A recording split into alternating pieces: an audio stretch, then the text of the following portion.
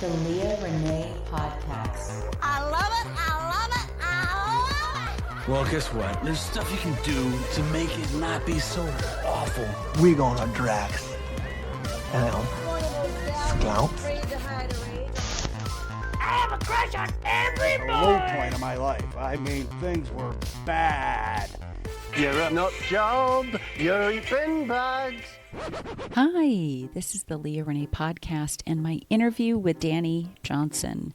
He's a stand-up comedian based in Florida, and to be honest, it's a lot of comedy shop talk. Not sure if you're into that or not, but if you want to peek behind the curtain and see what it's like, this podcast is for you. We talk about OCD and GLP-1s and all kinds of acronyms. We even talk about some of the comedians that we envy and why. Just so you know, something was weird with his audio and I did my best to fix it, but sometimes when we laugh or say or whatever, it kind of sounds weird. It's definitely not AI, and you can see the video with all of our imperfections. You know this is the real deal. I hope you will enjoy my interview. Actually, the first interview I ever conducted on my podcast, although it is the second interview to be published. I hope you enjoy it. This is Danny Johnson. Danny, welcome. Welcome from Florida. That's where you are, correct? Yes, northeast tip of Florida, Jacksonville area.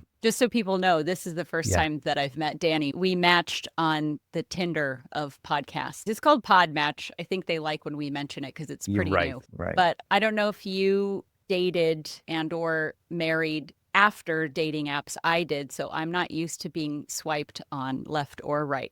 And so I'm starting to have some empathy for comedians that share their Tinder stories. The closest thing I have is Pod Match. I was married for 14-ish years or so, and then I had to go into the dating game, and the apps were the thing. And I didn't know even how to talk to women. I've been married for almost 2 decades. So that was fun. You get why people talk about it on stage. If they say, actually, Bill Burr, that comedy is like telling secrets in a basement and, exposing your insecurities and things. They say in comedy to talk about the thing that you're thinking about all the time.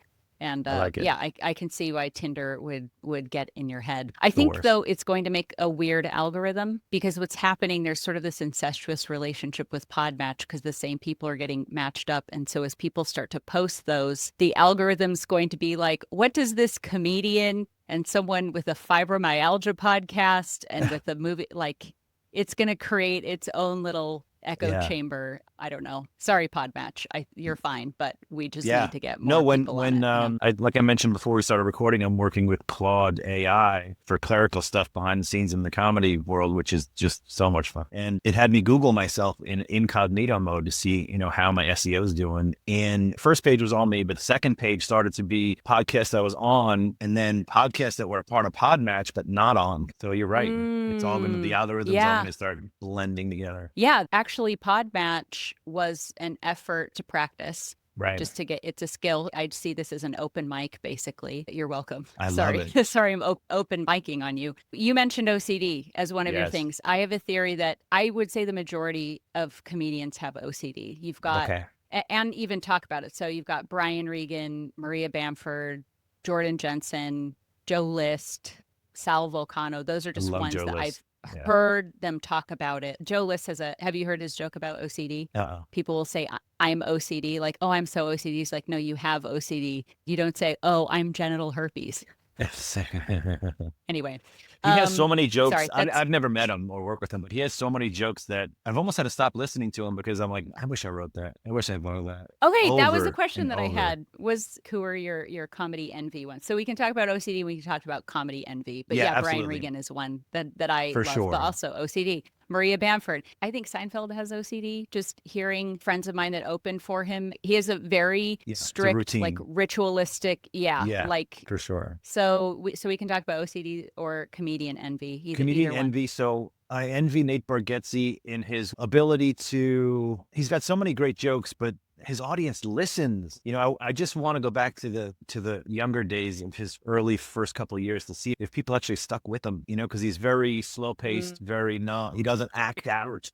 He's not selling you. He's literally just talking, and it's so conversational and nonchalant. I envy that audience that will just sit there and listen because, we're battling the wait staff or, whatever we're battling in our shows. So Joe Listfer's jokes and delivery. Seinfeld's there's some certain people that are just, yes, we love them. Maria Bamford is my favorite, one of my favorites. I think some of her funnier stuff is the throwaways, when she's telling a story, sort of under her breath or quietly. But what do you think it is that why you envy Maria Bamford? I have my theories, but I'm curious because she's a lot of comedians' favorite comedian, or at least up there. What do you think it is about her? She's extremely, or maybe not extremely, but she's unconventional, right? I fell in love with her in the beginning, her impressions of her mother and her ability to switch character. It's almost like a faster-paced Jim, the Jim Gaffigan when he does that voice of the audience.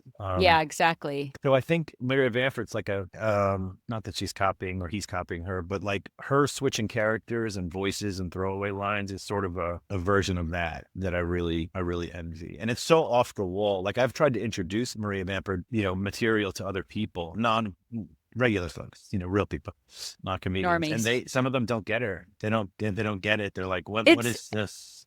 I hate to say this, but it's almost like are we simpatico test? Because if you like Maria Bamford and you get it, then there's a connection that you have with that person. But I like silly humor too. Like that same person that hated Maria Bamford didn't get Will Ferrell. Will Ferrell's Do they silly. like reality TV? Yes. Sorry, I shouldn't shit on. They do. But like reality TV, I cannot endure reality. The only reality TV show and I don't even think that it is one, but I guess it's classified as one, is the show Alone.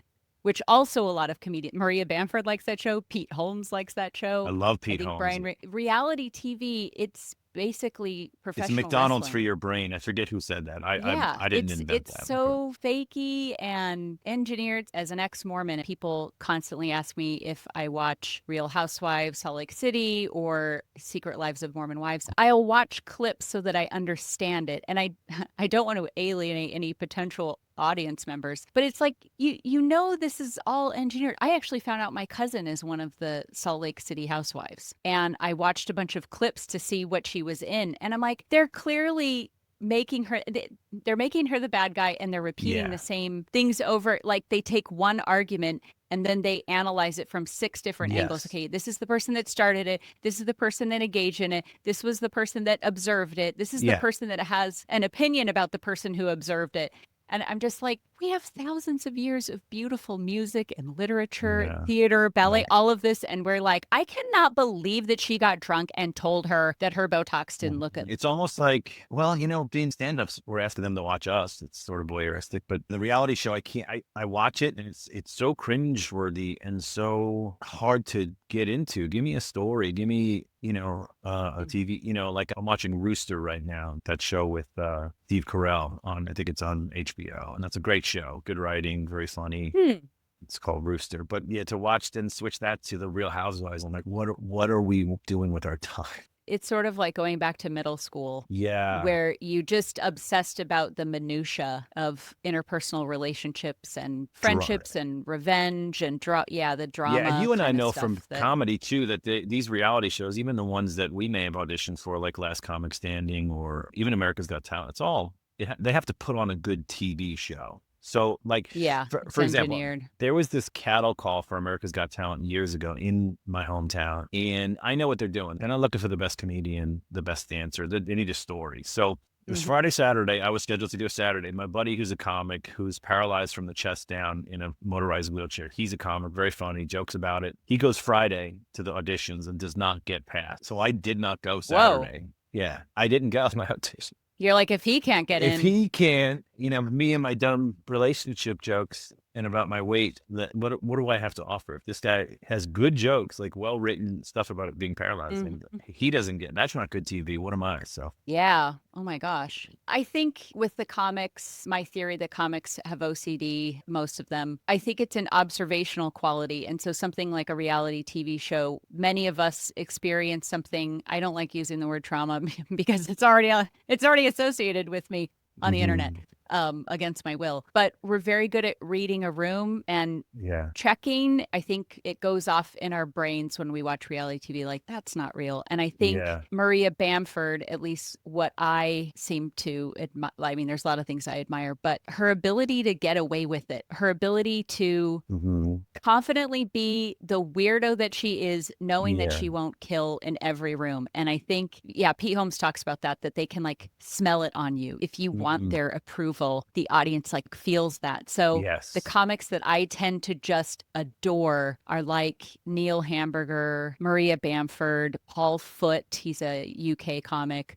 He's so weird and crazy, but it's like, I don't care if I don't kill in this room. I know Maria Bamford does not do well in every room, and she talks openly about dying on her hole at corporates, and I admire that ride or die kind of Why spirit. would a corporate hire her? I don't guess. There's got to be that one person in like HR. Exactly. Like, oh, she's great.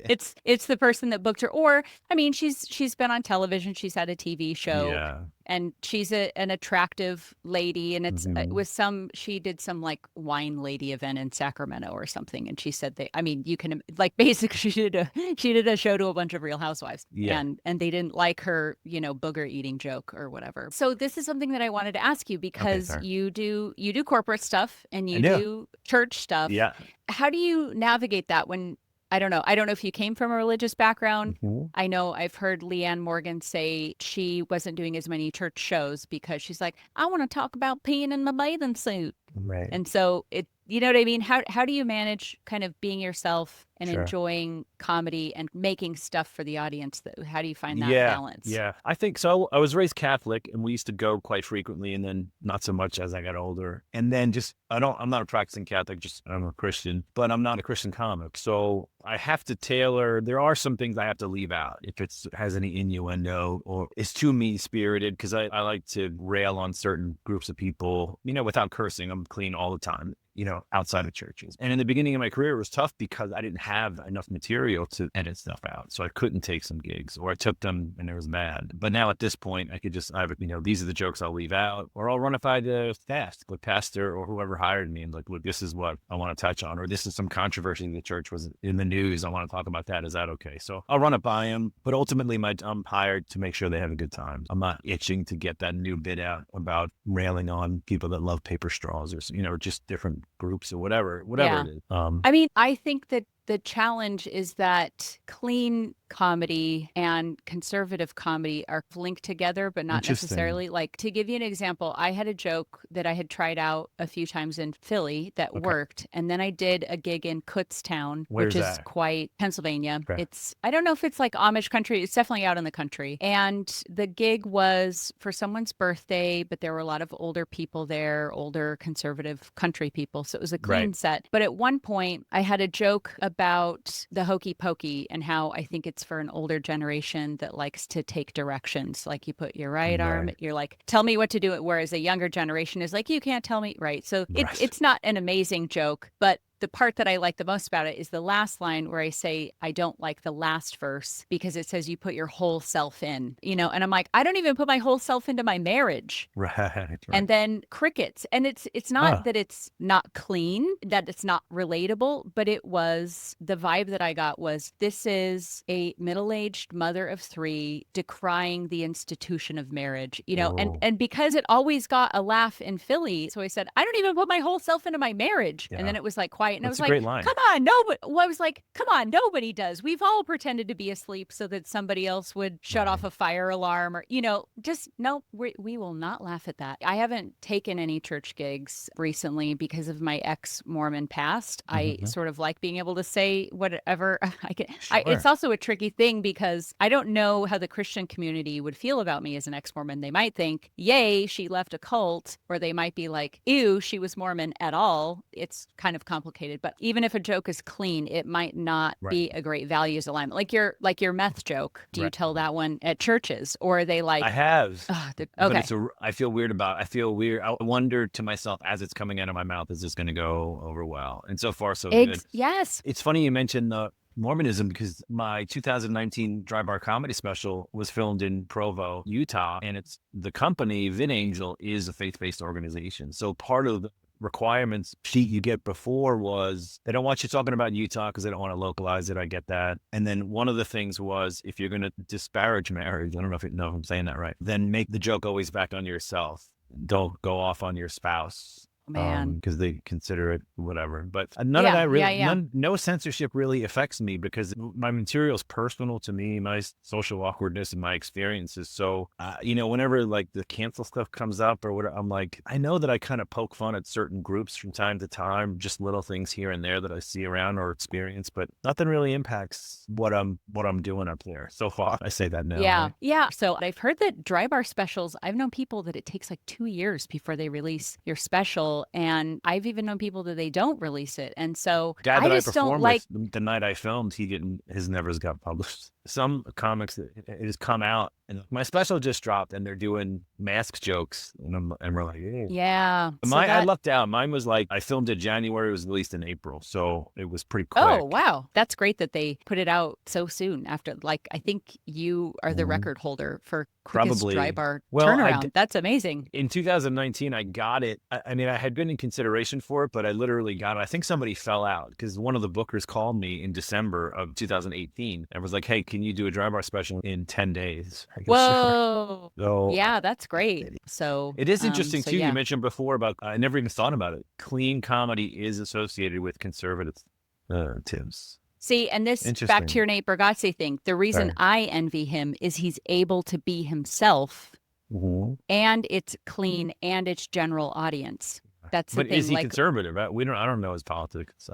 I think it's amazing because he's found a way to tell stories about how his dad was a clown and funny things about thinking a horse was dead in a field. It's him. Bill Hicks said, less jokes, more me. And that's one of the reasons that I like Edinburgh Fringe, because I get to make any show I want. I get to do it every night for a month and it's all on me. Like what you were saying about your meth joke. That when you're in a conservative crowd, there's another layer. There's a do you think that audience members, so those, let's just say there's the meth joke in church and people cringe. I guarantee you those same people sitting in a comedy club when I tell it would last, but they're more concerned. That's one of the worst parts of a church shows because you're with your peer. Like these it's like corporate, right? Because you're sitting next to HR or your boss. Exactly.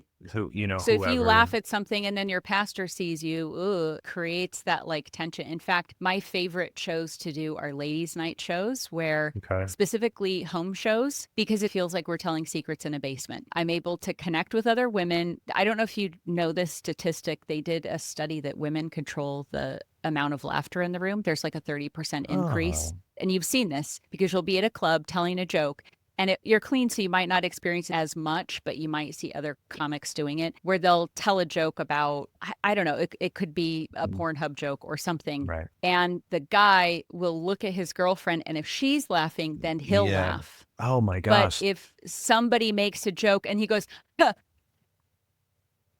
like that women are kind of these moral gatekeepers that go, yeah, that's funny. You can laugh at that. That's, that thing about women brings me back to decades ago. A comedian that kind of took me under his wing a little bit, Tim Wilson. He's passed away since, but huge Southern comic, just someone you probably never heard of, but was a huge Southern draw. And he pulled me aside and he goes, make women laugh and you'll be fine. And that makes perfect sense. I had no idea what, I was like, okay, I'm just going to try to make everyone, but if you want to focus on the women, then go ahead. Yeah. So you say that stat and I'm like, wow, it brings me back 20 years to that advice. And it makes sense because if I'm with a date or my spouse or whoever, they're having a good time. That's our ultimate goal anyway, bringing them out. What a fantastic thing to hear 20 years later. I saw that it said Northeast sarcasm, Southern charm. That's on your website. Yeah. Are you from the Northeast? And then I grew up in New York. Okay. I grew like up on Long upstate Island. or the city? Long Island. Okay. But I did my first open mic ever at 18 on Long Island, but then I never did comedy again until I graduated college. But I was in Florida at that point. That's very funny. It's very on brand to go from Long Island to Florida. Yeah. But at such a young age. Very young age. I figured I might as well. You just always identified as an older Jewish woman. Is that right? Yeah. Why'd you go down to Florida? I did 2 years at SUNY Farmingdale on Long Island. And I don't want to get all your, listeners who are, I don't want to get them all up in a tizzy and super attracted to me, but I had a bowling scholarship. Ooh, chick magnet. Yeah. And fire. So then after that, I mean, you are single, right? You're single, right? So I'm not married. That's your Tinder. That's your Tinder bio. It's I'm Awesome. holding the bowling ball in the picture. Nice. But then I transferred to the University of South Florida in Tampa. I wanted to go out of state. I grew up the oldest of five. I was like, I got to get out of this house. What better way to start life than paying out of state tuition for years? You're like, how far away can I get before I land in the ocean? I finished college there, and I'd always been writing because I did an open mic in Ronkonkoma, Long Island, just now closed comedy club called Konkoma Comedy Club. Well, thank God they spelled it Konkoma with a K, then comedy with a K, and then club with a C. Thank goodness they used the C on the club. Right. So then I just wrote, because I hate public speaking, and I was so frightened. So me and my buddy did a comedy duo set. And we brought 53 people. There were 63 people total there. We crushed. But then when I This finished... is at Konkoma? Yeah. This is at Konkoma. Okay. Yeah, 90% of the crowd was our friends. So nice. What a bringer show. You used them all at once. You gotta leak them in 5 at a time. Yeah. Most bringer shows, it's like 5 people. You brought like, what, 50? Yeah, but it was like, we didn't even know about comedy. I was 18. I had no idea what any of this was. That's amazing. You got that many people there. Yeah. It was like, me and my buddy, and then our families, and then some of our youth group from the church too. Came. So it was like a big pack of people that were hanging out anyway. Yeah. So then when I finished college in Tampa, I moved back to Long Island. I did some of the circuit there. I did Governors and Brokerage, and then some private shows on Long Island. And occasionally in the city, I never got on, but I got to hang out. Like Caroline Ray took me to the Cellar and introduced me around. But by that point, I had decided to go back to Florida and get married, ruin my life, bury my comedy career in obscurity. So after you got married, you stopped gigging? No, I did it always part-time, always on the side, always on the weekend. I actually did it full-time through the engagement. So when I was a feature act, it started to get to the point where I would have gigs lined up to middle for a celebrity, and then 10 days, 5 days, 3 days before the gig, I'd get a call, hey, they're bringing their own middle. So I would have a month of work, and then all of a sudden 1 week or no work. My fiance at the time's like, well, what are we going to earn? I'll pay for everything, I guess. I did it on the weekends only through the marriage, and then started to headline. And now I'm divorced, so I'm back at it. I've been divorced for many, many years. I've been divorced for many, many years. It's very freeing, but I've never stopped doing it. I can't stop doing it. I love it so much. And now you said you were afraid of public speaking. Like as a kid, you were shy, and then was it just that first show that you caught the bug, and then you were fine with public speaking? Is that and then doing talent shows and sketch comedy unofficially through church youth group or for friends, just making stupid videos or whatever. Like I loved power of laughter, and I've always and still am insecure about how I look. I think if I'm to psychoanalyze myself, 2 things influenced my comedy. One is how can I be liked? I'm not super attractive. I'm overweight. Getting laughs was one. And then I think 2, being the oldest of 5, it seems like my teenage years, my mother was having a kid every 18 months. So the attention on me was slowly going. I remember like starting to do impersonations of my uncles, aunts, grandparents at family functions, and I was getting these laughs, and I was like, oh, I like this. This is my shtick. Yeah. And then when I moved to Jacksonville, eventually 98-ish, the main A room is right down the road, and they had like a comedy zone. It is called, and like a workshop for MCs and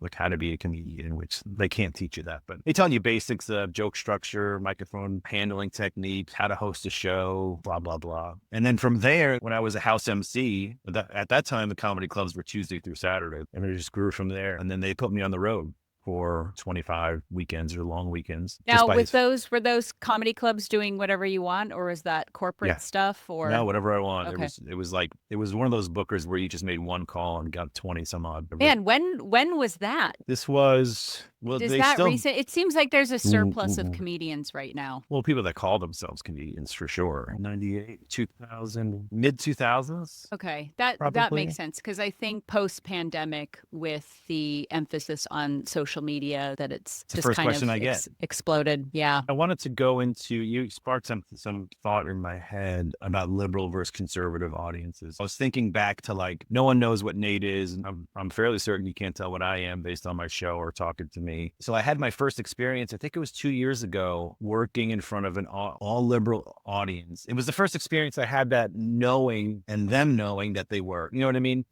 I lean more conservative. I have beliefs on both sides, or positions questions on both sides. I'm more conservative, but I guess you could consider me sort of in the middle. I'm open to all new ideas. I'm open to everything. I was a little nervous. It was only like a 7-minute set. It was a guest spot for somebody coming through town, but they're known as super liberal, very active politically. I wanted to meet this guy, and he was gracious enough to give me a guest spot. So I was a little nervous. And here's where my preconceived notion was blown out of the water. And it was a little biased on my part. I assumed that I wanted to do this opening line that was new to me at the time.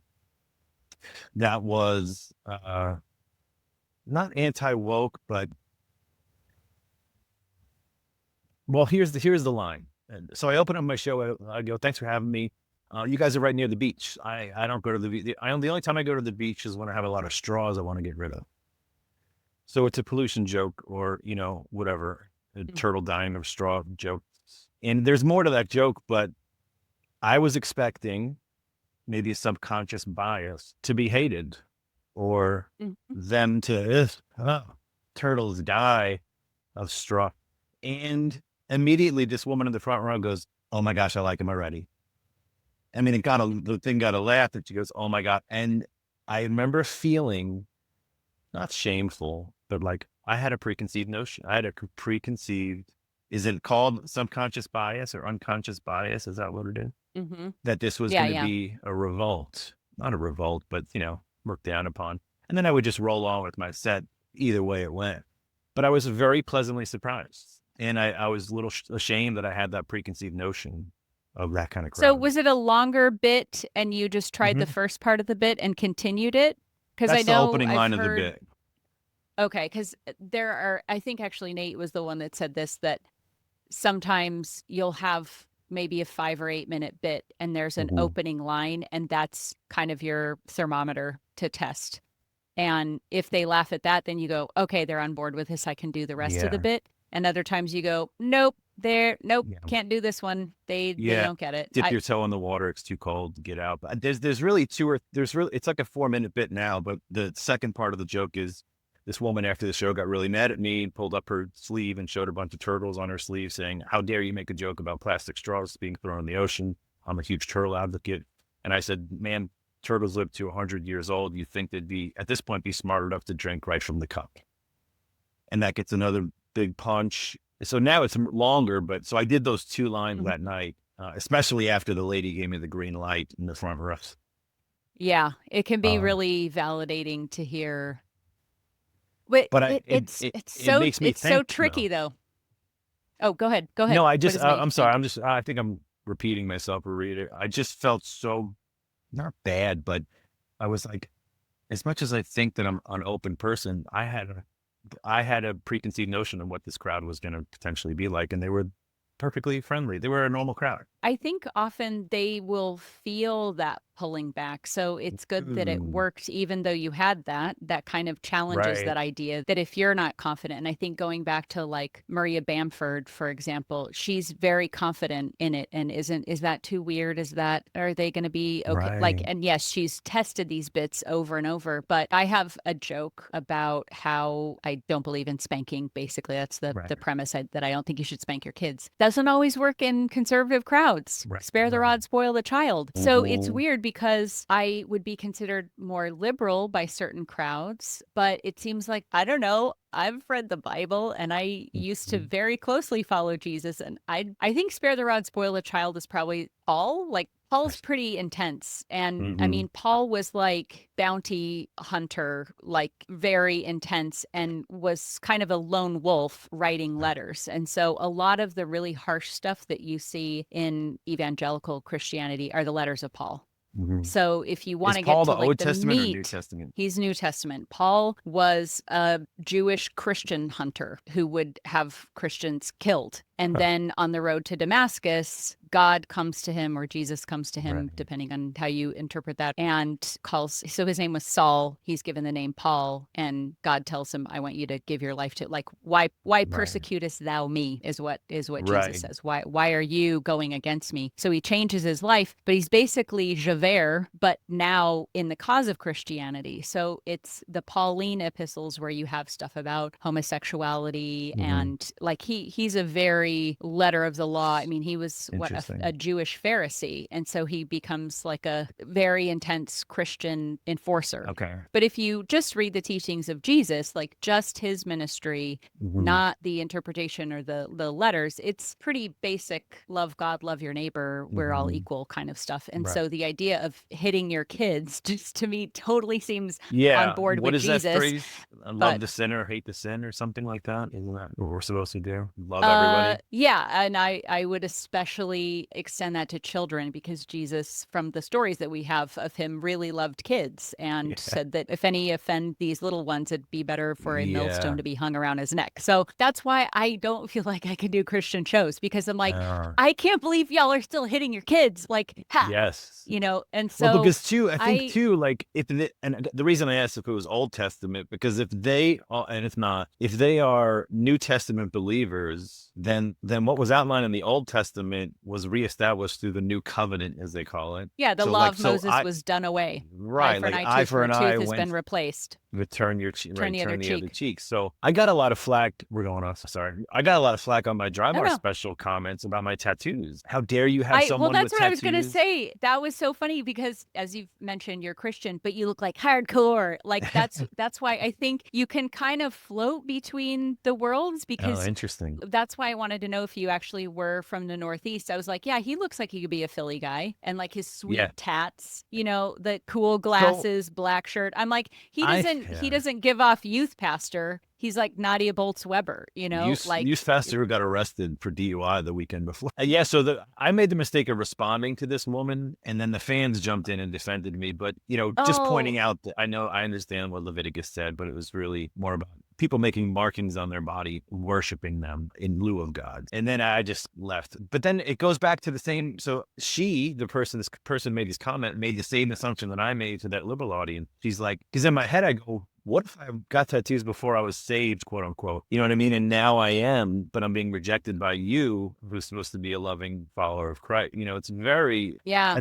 I think we're all so on edge. We want to like find out if someone is with us or against us, because we're so afraid of being moved to, I don't know, but I wonder if she was Mormon, because Mormons aren't the only group that aren't cool with tattoos. Like there are definitely groups that are more strict about it. Right.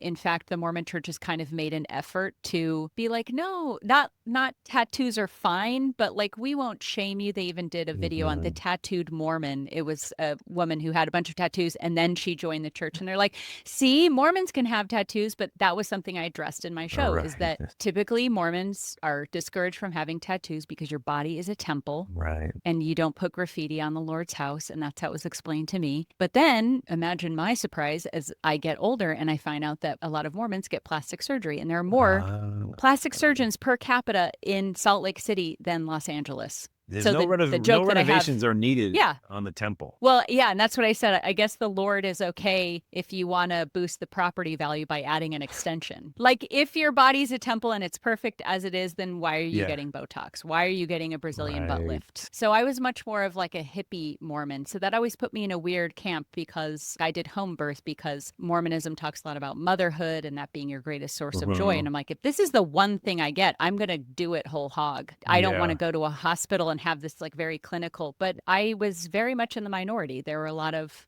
you know, women that, and I think everybody should give birth the way that they're comfortable. I just want to make sure that I'm clear on that. If you feel the most safe at the hospital, have a baby in the hospital. Absolutely. Yeah. I just find it so valuable to me, and so socially invigorating to me, to be around people with different views and different lifestyles and different cultures. And I like that, which I think is sort of what people think is the opposite of a conservative. They just want to be with their own. I want to hear new ideas. I want to hear why you think this way. I'm not judgmental, and I'm not going to try to convince you to be. If I disagree, I may agree with you. Have you had anyone change your mind? Have you had anyone change your mind? Like when you've been curious and open, has someone said something you went, oh, I never thought about it? If you're comfortable sharing, I'd be curious, because this is a absolutely personal interest of mine. No, not at all. Not at all. I don't think I guess it's definitely socially relevant. Universal health care. I'm for that. Initially, you know, I think I was just deep rooted. My stepfather who raised me was a big Reagan guy. He's a Democrat now, but so I was just brought up conservative. So I always thought, you get a job, you get your insurance, you pay for it,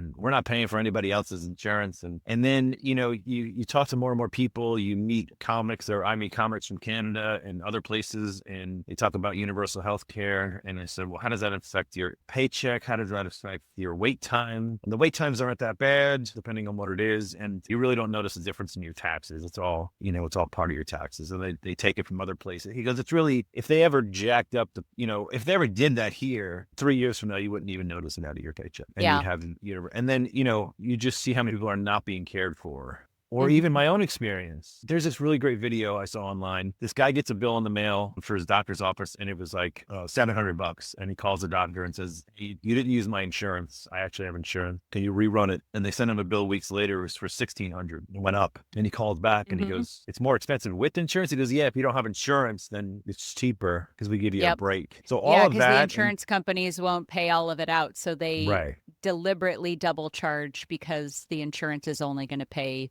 say, $700, so they go $1,600, so they get their $700. Yeah, so I would say universal health care. I'm all for that. I think everyone should be cared for. Some of the arguments on the conservative side is like, well, then people won't take care of their health, or I'm paying for somebody, they want to smoke 12 packs a day, and now I'm paying for their cancer treatment. I was like, we're the unhealthiest nation in the world. You don't have to worry about that. I haven't heard that argument, but that is a very interesting. Have you been outside? Yeah.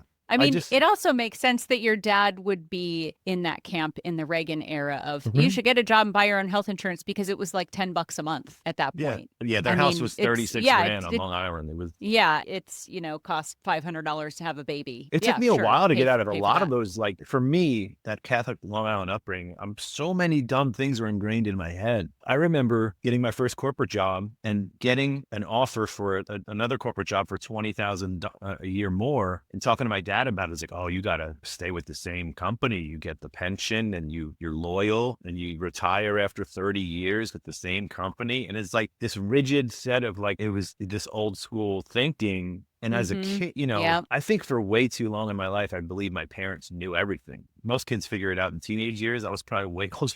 But it's freeing to realize that things can be different. But I cringe when I think back to how many things my parents told me that I believed for so long, just because that's the way it is. But everyone should have health care. That's my stance, and I'm running for Congress. And I gig over in the UK a lot, and I mean, any joke about our healthcare system will always land, because they think it's so ridiculous that you can get in a car accident and then lose your house, and so you have to start a GoFundMe with your kids holding handmade signs like, please help daddy get surgery. They're like, what what is going on? You're the most wealthy nation, and you have to prove that your hand got caught in a meat grinder, and you'll be using this every penny of this to repair your hand. It's pretty insane when you see how other countries do it. CEOs of those companies, and that's one of the reasons I hate politics. My viewpoints are not with any person; they're with just whatever that issue is, whatever the policy is. I have I'm not a Biden guy. I'm not a Trump guy. You know what I mean? It's segmented by the situation at hand: healthcare, abortion, whatever, civil rights, all that. So I'm not tied to a person. This might be funny to you as a comedian. Someone asked me recently, this is in public, just what is a comedian's brain like? I'm like, well, we're all different. But he goes, well, give me an example. I go, okay. He goes, do you have any jokes about the Epstein? I go, no, I don't do any topical stuff, or very rarely. He goes, well, what do you think about it? I said, what do I think about the Epstein Files? I said, my first thought when I heard there was hundreds of thousands of emails, tens of thousands of draft emails, I would like the Microsoft Outlook skills of Jeffrey Epstein. That was my first thought. Like, for someone to be able to fire off. There's a lot of admin that I'm like, who's writing? This is before AI. Yeah, so he's writing all of these. I want his clerical skills. I mean, that was I don't use it on stage, or it's not necessarily hilarious, but that was my, you want to know my first thought when I heard that, probably should have been, how horrible for these victims, but it was literally, how does he do all those emails? And that's just the thought process. Was that a BlackBerry as well? Because this is before voice dictation. Right. Did he have a secretary doing that? All those thoughts, it's just a different perspective with it, and no one, that's what a comedian thinks like, I think. That's a very interesting question to be asked. Was this just a normie or a friend of yours? Like psychologist. That actually seems like, oh, okay. He had just seen a show, not of mine, and then we were just talking. We were getting the mail in the neighborhood at the group mailbox, and we had talked before, but he's like, I'm just so fascinated with the way a comedian thinks and some of the jokes. Some comedians' jokes that I like and don't like. And then that went off the rails a little bit, and then we got into, what do you think about the Epstein? You have jokes? No. And then he just nodded like I was in a session when I told him my first thought was about his outlook skills. He's like, This is what I struggle with, because so much of comedy is your persona. Mm-hmm. And there are so many jokes that you can't say coming from you. And we didn't even get into weight loss stuff. I'm not sure how much time you have. But for example, that's one that I don't feel like I can talk about because I lost 90 pounds. Okay. In my mind, I'm still that, but Yeah. then I know that I'm not that. And so as I was losing weight, I remember starting to notice that my jokes weren't landing the same. So a joke that would have been punching up slowly became punching down. And I don't know if you have found this. For sure. Because you, I think, has a luxury as a man of being able to talk about weight loss on stage. Yes. Women, on the other hand, like, and you've seen it, you've seen probably bigger female comedians, if they make a joke about it and they're like, oh yeah, and blah, blah, blah. And they're like, no, you're beautiful. And people are like, And so she's like, I'm just sharing my experience. But it's like, no, you have to be body positive about this. And it's like, much different for women. The comedian's brain, like, that's the thing. I want to be myself. But when I actually show you my brain, back to Maria Bamford, she begins her book talking about trying a joke on stage about eating boogers that didn't go well. And I'm like, everyone has eaten a booger. Like, I don't know at what age you stopped, but comedian brains, I think we think of really dark, weird, twisted stuff. And it's a constant game of, but can I say that? Can I share my inner thoughts about my body? And I don't know, your experience, because you talked about losing weight, gaining weight, losing weight. So you've experienced this firsthand. And I just published a book that's non-comedy related about, it's called GLP-1 and muscle growth, the flying squirrel syndrome. And it's a real story. What? Yeah. A real story. Is it funny?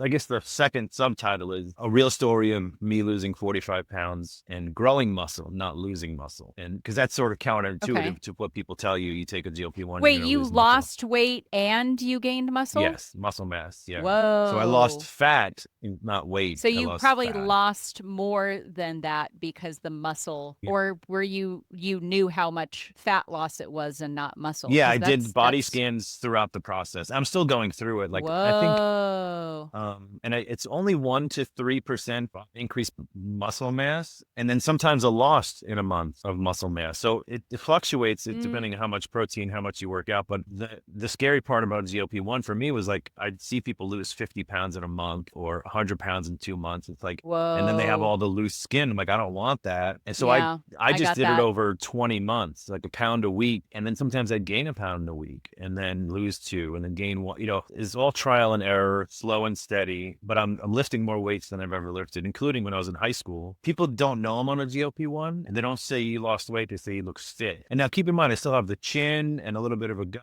but it's not like a drastic where like, whoa, I haven't seen you in 6 months. You lost a lot of weight. You look fit. What are you doing? So I just wanted to So do you talk about this stuff better on stage? Because see, that's another thing with weight loss. I watched your 2 specials and you talk about weight, Chusky and that kind of stuff. Looking at you now, I would probably say you're at that point where you can't tell Chusky jokes. Yeah. It almost reminds me of earlier in my career, I would do a joke where I would exaggerate my age.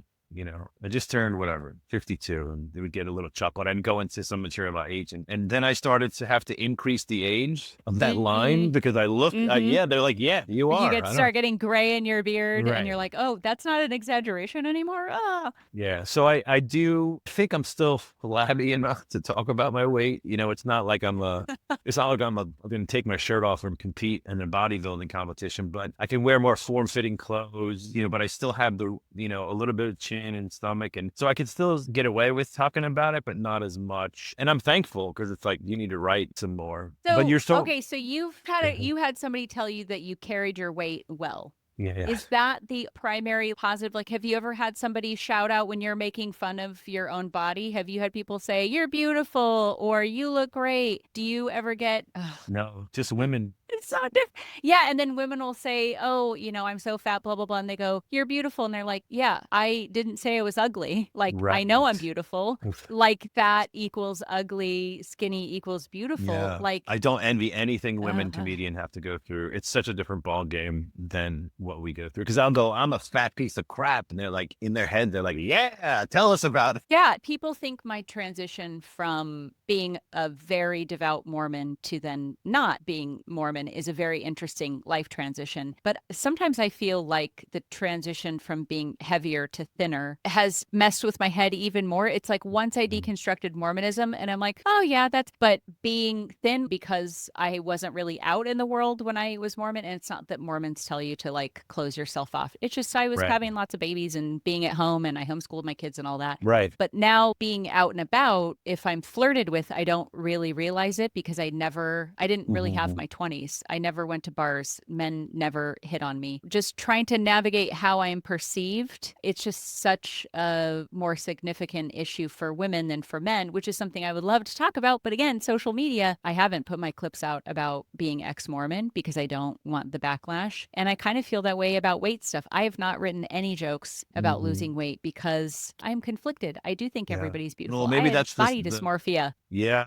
The weight jokes of yours, the starting point of all that is exactly what you said, how you feel. Like you can't talk about this on stage. And maybe the audience will resonate with that. Like, here's why I can't. I want to talk about this. I'm proud of what I accomplished. Here's the struggles I face when I start to talk about it. And maybe that's the starting point. It's pretty rocky in the beginning, but it sets sort of a tone, or maybe it levels that I'm opening up. One time I mentioned it in an open mic that I had lost 90 pounds. And I sat down and the guy who went up after me was this big black guy with a guitar, oddly, who sang a very transphobic song on his guitar. But when he first got up there, he said, I would have liked you better when you were bigger. And Jesus. I was like, yeah, that's what I'm saying. Like, you can't win. But to me, that's what I'm saying. How does a comedy brain work? My brain went, well, where were you 4 years ago? Like, my dream boy. Like, I didn't have to lose all that weight. Like, I could have attracted you. Like, that's kind of this silly place that my brain went. And then I tried to joke about how, and this is true, I gained my weight mostly in my stomach. And at least it is common in the Black community. I won't speak for big that. Booty girls. Big booties tend to do well. On this Instagram is just from too. my observations. I'm not making any blanket statements. That was the joke that I came up with. Was you assume it was in my butt? I gain it in my stomach, and don't tell me that that's as attractive because there's no songs I like big bellies and I cannot lie. And I asked because I don't listen to rap. I'm like, are there any songs about having a big belly? No, that's the one that you carry it well. That's probably what he's saying. Hey, you don't have a big giant belly, or maybe you have a belly you can hide and your arms are skinny too. Like you don't have a big jelly butt. I don't know what he was trying to say by that, but I don't think I carried it well, I guess. Maybe that's a way that I can talk about something that I care about that is universal comedy, but it would be okay with conservatives and liberal people. That's what I'm saying. This is this innate Bargatze bit where it's fully himself. It's not offensive. It's relatable across the board, but it's not. And you're celebrating your hokey. accomplishment in sort of the background, not openly, but like it's something to be proud of. You look great and you want to talk about it. And maybe it'll inspire some folks to change their ways too. I don't know. I think I probably look side to side more than I look inward when I'm writing jokes because I don't want to piss people off. Well, I don't know. Part of me is just like talk about whatever. Just your crowd will find you. But yeah, I think part of me is like put your head down and talk about whatever you want to talk about. This was odd twice now that I never would have thought this because I'm probably the least offensive comic if you watched both my specials. My second special on YouTube, Everything Bothers Me, I had 2 talent managers reach out to me that I had never spoken with before. And they just wanted me to call them. And I was like, oh, this is nice. I might. And they just want to say how great the special was. They were like, here's what was unique about it. They say, you are what they said, clean with an edge. And I go, what do you mean by that? They go, well, Nate Bargatze's clean and wholesome. I feel like at some points in your show, I feel like you could lose your crap at any given moment, at any given topic. And you do talk about certain things that might tick somebody off, not politically, but maybe the way they act in social situations or whatnot. And I was like, well, I'll take it. I don't think I'm edgy by any means. Edge, I think, of different comics that are. I think they picked up on your rage. That's there's it. Like a little bit of, and this is something I think Seinfeld has said, and Brian Regan, Gary Goldman as well, that comics have have this kind of equity or fairness about them. Mm-hmm. Comics get mad at a grocery store when a new line opens up and the person who just walked up goes that we're like, that's not fair. I think there is a feeling of that's not fair or that's crazy. And I think from having seen your comedy, there's that's not fair. Even the massage table joke. Okay, I want to tell you that this is nice, but that would be creepy. Like, that's not fair. I should be able to say thank you without it being weird. And then the double standard of her being able to be creepy to you. Right. How come you get to whisper in my ear? But if I try to say thank you in a polite way, how am I always the creep in this situation? Yeah. I kind of like it. I kind of like being told that because I don't consider myself, and nor do I think I'm edgy in any means. But yeah, there is an underlying anger. Maybe annoyance is probably the best with whatever topic I'm on. I kind of like that. Yeah, the comedians are easily bothered, I think is how. That's why I named it Everything Bothers Me. Yeah, we are. We're just kind of, we get our feathers ruffled. We see a social injustice and we're complain. like, that was Kyle Kinane. You can complain, but it better be funny. Yeah, like we're paid. Funny. We're paid to complain in a humorous way, and sometimes it's just complaining. And I think that's why there's kind of this divide between one-person shows and stand-up comedy shows. And if it's more complaining and not as funny or observational, and that's what I found starting off in comedy, doing mixed mics where someone would read poetry or an essay, and then you'd have a comedian, and then it's so much easier to be serious and grumpy. My weight stuff, it's easy for me to be earnest about it, but what's funny about that? And I don't know, that takes so long. I bet you have a list of stuff where you're like, I want to share this, but I don't know why is it funny? Yeah, I mean, that's where we just try it, right? You know. Yeah, do you write on stage or do you tend to write stuff out? How do you like to build out new bits? I like to build it out on paper and pen. I don't like to type it. I just started doing voice memos and then I'll transcribe them later because I realized how many jokes or premises or ideas I forgot because I was in the shower, in the bed, ranting in my head. I'm like, oh, I'll remember all these nuances. And then I started recording them on my voice phone because I would forget everything. And I was like, I think I had something there. Or if I'm out and about, just kind of picking up my phone and talking into it. But I love paper and pen. The only time I ever write on stage is with really great crowds that let you play. So if it's a set where you're doing really well, I'll even tell them sometimes these are just some brand new ideas, which is weird because I'm the comedian, but I'm sort of asking you if this is funny. You don't know. The audience is the editor. That's another Seinfeld quote. Yeah. Yes. I love those kind of crowds because I'm doing an hour and I'm 35 minutes in and I just start going into something new or not, or something old and it's doing really well. And I'm like, what? Let me explore this other angle. And they'll kind of go with you because they're already there and you already have them in the palm of your hand, so to speak. But I'll never write on stage, rarely if I'm eating it. I want to put on a good show. I don't want them to stare at me for a half hour. There's a certain number of minutes I'm willing to eat it to get the joke out and try it and vet the premise, but I won't overdo it writing on stage anything additional because it's,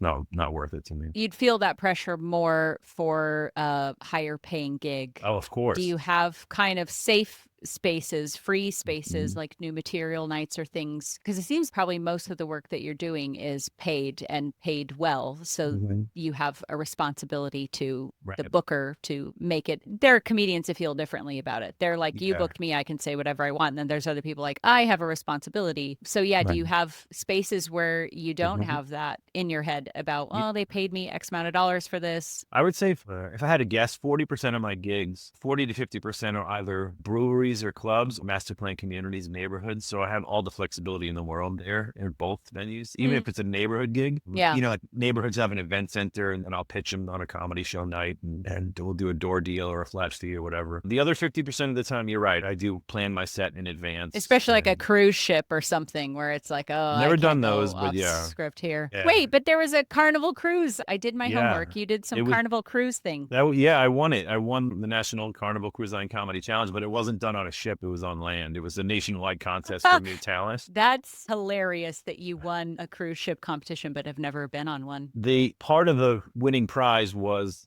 work on Carnival Cruise Line. And it was so early in my career, I didn't have the number of minutes of material they require to do it. So I never took it. And I'm trying to So you never cashed in on it? No, I got a little bit of a monetary prize and a Carnival jacket and a Carnival tote bag and Did you get a free cruise? No. Did they? Only if I worked it. Only if I work this. Oh, boo. Yeah, and I'm trying to stay away from them now because I don't know. Maybe it's because of these neighborhood gigs and some of these door deals that I'm doing. It's like I can make that or more in one night than on a cruise ship for a week. And then my friends that work cruise ships, it's like they put you on a 5-day cruise, plan on being away for 7 to 8 days because they're going to travel. And they're going to send you from Miami to Philly to Vegas to Bahamas. You know, it's not the easiest route, and you could be overnight in a hotel before or after the cruise. So it's just too much. Who knows? Maybe I'll do them in the future because I have to make a living, but no, I'm looking forward to it. I don't think. Yeah, cruise ship comedy is one of those really interesting niches that some people really love and they do well with it. And you don't really have to build an audience. I have no guys doing 40 weeks a year, 50 weeks a year on a cruise ship, but oh my goodness. I'd rather just continue to try. It would be so 40 weeks. It's like Wally, the big ship that everybody But his health insurance is $250 a year when he's on the ship. So for the whole year, whenever he's on a ship, he has full coverage. Universal health care. For $300. Only if he's on a ship. So if he gets the flu, I said, you need to book a cruise gig. Oh. Wait, only if he's on a ship. So only the ship's hospital? If he has cancer, he has to get all those cancer treatments on the boat? I don't know. Do they have that? That's a loophole. They're like, it's so cheap. I think if I ever end up doing a cruise, I'll target the higher paying ones. So I feel like it's worth it. And then I'll also just try to do one a month to kind of have some. What's your ultimate King Midas? You have a genie that grants you whatever wish you want, we'll say from a vocational standpoint. What would you pick? Do you want to be a big arena comedian? Do you want to be a kind of self-helpy? What's your biggest dream? Like what? I would GLP love, poster boy. It would be really nice to be able to sell more tickets, to not have to worry so much about every single gig and promoting it. I don't know that anyone has ever complained about a show of mine, you know, as far as, but they're always happy they've come. It's just a matter of being able to sell more tickets so that is more followers, more engagement, so on and so forth. But whatever that leads me to, I think arena comedy seems so far out of reach, and I'm older. But if I can get to a point where I'm a draw universally in the States, I guess, that would be perfect because it's just like a Brian Regan career or many others like him, but that's a sweet spot for me. It's like he has a giant fan base, constantly puts out great material and sells out wherever he goes for decades. I would like that because right now I'll promote a gig and it'll immediately sell 20, 30 tickets and then nothing and then 10 more and then 5 more and then nothing. You know, it's like, and then you'll get a bunch of people from your King Midas wish would be every show I post sells out. Yeah, or close to, or just quickly. Good enough to make it. I don't. Hey man, this is your dream. You get to dream whatever you want. Sells out immediately. Dream big. Yep. Sells out immediately. That's it. Yeah. I like that. I like that dream. I really appreciate you taking the time to talk to me. This will be fun. Yeah, I enjoyed our conversation. I think we could have talked all afternoon. I know, and GLP and identity with weight and all that kind of stuff. Well, it just got released. That book just got published like 48 hours ago. I haven't even posted about it yet. Oh, okay. I will put a link to that. So go ahead and plug your new book. We're wrapping up the podcast. Tell people what you want people to know because you've just created in the fourth dimension that your shows are all going to sell out. And this is part of that coming to fruition. This is consciousness manifesting itself through you. So what actions would you like people to take, Danny Johnson? I would love, first of all, thanks for having me. Honored to be your first guest. And people can go to DannyJohnson.com and find everything. All my socials will be there, Facebook and YouTube and Instagram and TikTok. I do not yet have the link to my books. It's on Amazon. It's called GLP-1 and Muscle Growth, The Flying Squirrel Syndrome. And it's a one-night read. It's just my real story of losing 45, now 50 pounds as of yesterday. Well done. While gaining muscle, losing weight on a GLP-1. How I did it, what I learned, what people should know, the mistakes I made along the way. And my latest comedy special, Everything Bothers Me, is on YouTube. Watch it. Great. It's got 200,000 views, I think, so far. So I loved it. I thought it was fun. Million. Thank you. Well, Danny Johnson, you've been a delight. I see good things for you. What if you become the Jared Subway of GLP-1s? What if you become the poster boy without the problematic? Yes, don't you hate that? I even had a joke about Elmo and someone's like, you know, the guy that does Elmo. And I'm like, can someone not be in the Epstein Files, please? Can we have one normal famous person? Maria Bamford. I'll tell you who's not in. Yeah. Yeah, thank goodness. Did you hear this? Are there any comedians? Oh, sorry. Are there any comedians? Oh, in the yeah, Epstein? Bobby Slayton. Okay. See, I don't even know who he is Yeah, he's an because older. I there's think just he's in so the many 70s. of them. Okay. But did you Sorry, hear well, the that's Tom, good. the Tom Segura story and Jared from Subway? Did you hear him tell that story? No, but Tom Segura's lost a bunch of weight. Is he a Yeah. GLP-1 guy? Oh, I don't know, but he was. Does he have a story about Jared? Yeah, he was cast to play Jared's brother in a series of Subway commercials. It was going to be a big payday, and then he got busted. Dodged a bullet. Yeah, they filmed a bunch of them. He said, Ooh. and then he was going to be his brother. He does the whole joke because they wanted to name him Jerome in the commercial, and he said to the producer, everybody, he's like, Jerome's sort of a black guy's name, and they were like, "Ooh, you sure?" And they were offended, and then they come back to him the next day, and they're like, "All right, we all agreed, politically correct or not, Jerome's sort of a black name. We changed it." Tom's like, "Great." He's like, "You're Jermaine." And Tom's like, "Oh my goodness." I don't know if I'm getting the names right, but that's the central Jermaine part Jackson. of the story. So then, he gets busted. He got casted. I think they said he filmed a bunch of them, and then he got busted for whatever he got busted for, the naughtiness. Yeah, because I actually don't know I know that there's this is you and I not staying that close to the news. Right. Sometimes we I will generally know what's going on. Basically, if a comedian's made a joke about it, I'll know that it happened, but that's usually where I get, because I don't want to get stuck in the Instagram algorithm. So I just let whatever Philly bro comic thinks is a relevant headline about a, toilet paper factory catching on fire or whatever. Yeah, which actually happened. Anyway, Danny, have fun walking your dog. I hope he looks at you while he's taking a poop. That's a great joke. Danny's got some great jokes. Please check out his videos, especially on YouTube. That really helps. Thank you. His website, and book him. He's a great hang. Yep. Thank you. I can say that, certified. Thank you so much. Bye-bye, Danny. Bye. That was Danny Johnson. See what I told you? A lot of deep cut backroom comedy talk. If you want to check out Danny's stuff, he has a couple specials out. He has one on Dry Bar called I Don't Run, another one called Everything Bothers Me. Both of those are on YouTube. And of course, you can visit his website. Surprisingly, he got DannyJohnson.com. So he's been in the biz for a while to have scored that website, because if you haven't noticed, I have not been able to procure LeahRenee.com. So that's why I'm .co. Anyway, great time chatting with Danny. Wish him well in everything. And I wish you a very happy day. Thanks for listening. Thank you for listening to the Leah Renee podcast. If you'd like to help me grow the old-fashioned way, without having to bow to the likes of social media, visit my website, leahrenee.co. And as always, Go to bed early, you doofus.